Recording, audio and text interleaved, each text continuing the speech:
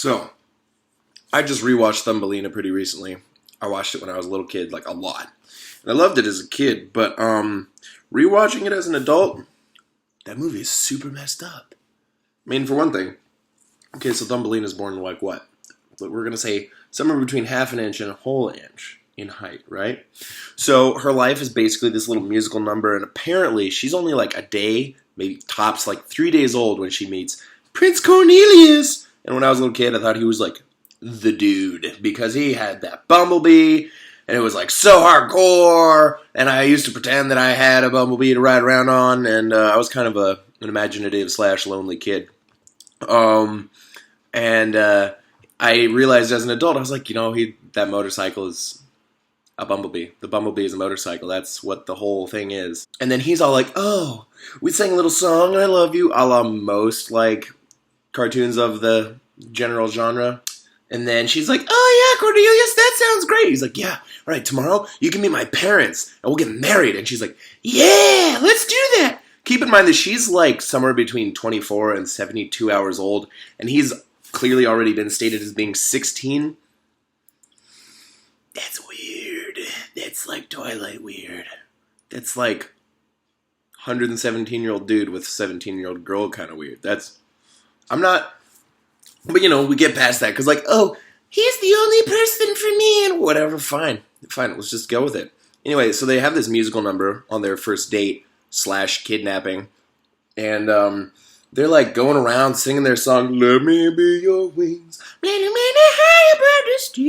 so then, while they're doing that, they land on this little, like, toad traveling circus boat, and she blows a kiss at this toad, who's all like, Mama, I marry her. His mama's all like, oh yeah, I'll go do that for you. That's not how she sounds at all. It sounded Chinese. The toads are Hispanic. So anyway, Thumbelina's asleep in her little like walnut shell, which is kind of adorable. And her mom is like, okay, I'll have the dog watch you, and I'll leave the window cracked just a tiny bit for some air. Nobody prepares against a toad freaking coming and kidnapping your incredibly tiny daughter. That's not something that occurs to anyone, not even the most paranoid woman would go, better keep some toads from kidnapping my baby girl. So she gets kidnapped by this toad.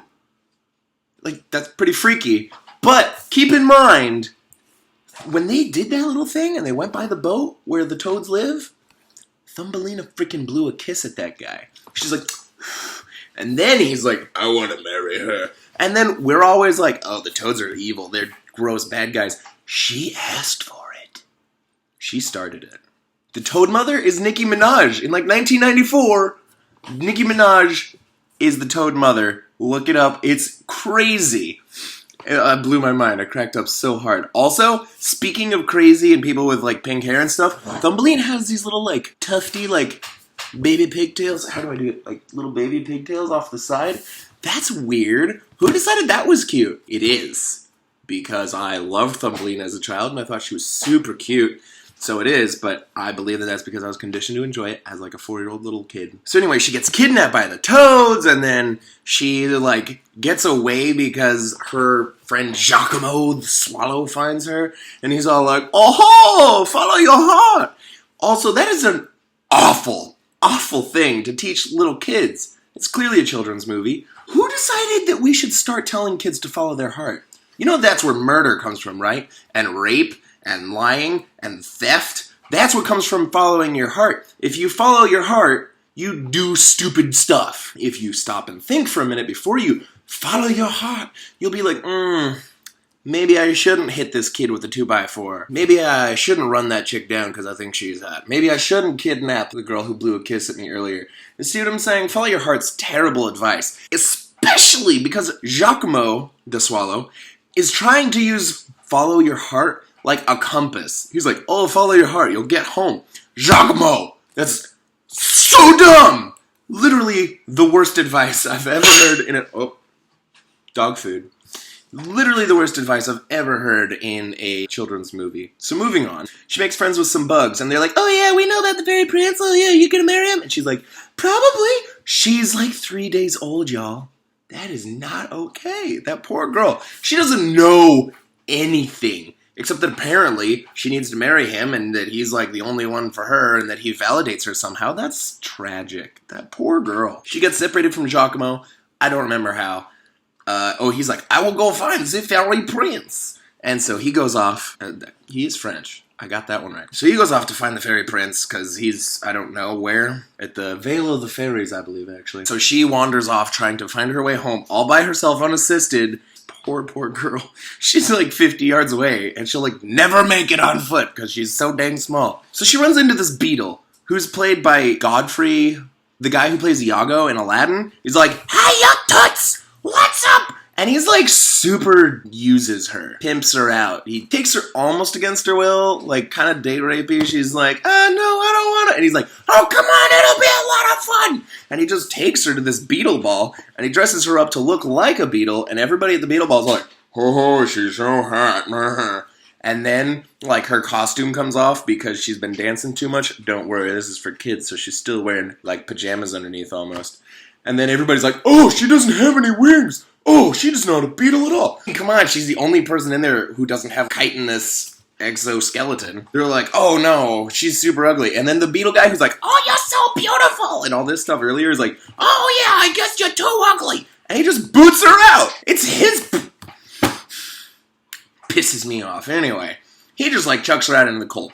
So you'd think that by now, maybe she would have learned her lesson. Maybe she would like not talk to strangers, for example. That would be nice. But no, she runs into like Mrs. Vole, Watervole, Dormouse, something like that. She's a little teeny tiny rodent lady. And I was like, oh great, she's gonna take her in, right? It's been a really long time since I've seen this movie. No, not how it goes. Instead, she takes Thumbelina to Mr. Mole, who apparently like runs these parts and has a bunch of wealth that he's hoarded up, and he's blind and old and fat, and you know, I guess it fits like the mole. If you're gonna make a character out of a mole, that kind of works. But the mole is like the most misogynistic, nasty dude. He's old and he like doesn't know any better, but it's pretty gross. And basically, she sells her to be his like slave / domestic slave also. And so he's like, oh yes, I will marry her. And then she has this whole number where she's like, I don't know if I really want to do it. And then the mouse lady's like, marry the mole. And so in the end, she gets all depresso and she's like, I guess I'll do it. She's just being used after use after use. Everybody in the freaking world is using this poor girl. It's depressing. It's so messed up for a children's movie. You know, when you rewatch them, you realize like most of them are super messed up. And I don't know why parents let their kids watch them, except that maybe parents realize that at 4, I didn't catch any of this. I didn't even catch it at 8, because I've been watching it with a 4-year-old's mind for the last 4 years, you know? You stick with kind of like the way that you first watched it unless you wait for a really long time to watch it again. She's like, oh, fine. And then like right before they say the vows, Prince Cornelius, who's been out and like got frozen in an ice cube and his fingers sticking out of the ice cube, and you're afraid the whole time, everybody I know who I've talked to about this movie, he's like, and he gets frozen, and his finger's the only part that's like sticking out of the ice, and everybody's always afraid that it's going to snap off, and every time I watch it, I'm like, and then it doesn't get snapped off, which is great.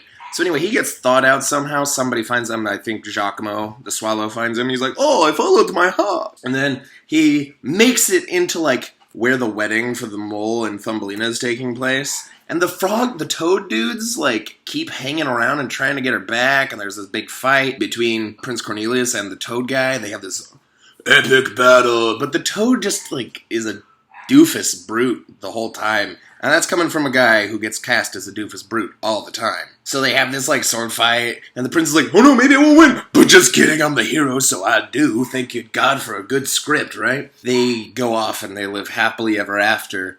But still, keep in mind, this girl's like, what now, a week old? She's like a week old, and her mom is psyched. Oh, good, you're marrying a fairy prince, and you'll be taken away, and, love, you got wings. Some love, I suppose, did that for you. Love you, honey. I wanted a daughter for my whole life. I'm this old lady living by myself. And then a giant fairy lady came to me, gave me a daughter, whom I lost after 1 to 3 days, and then was gone for the next half a week. And then she's like, all right, I'm getting married now. And she's like, oh, okay, wonderful, bye. What? Thumbelina. I love it. I can trash talk it forever, but it's... Shut up!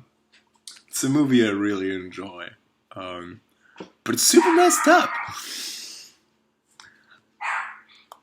I have to go take care of some dogs.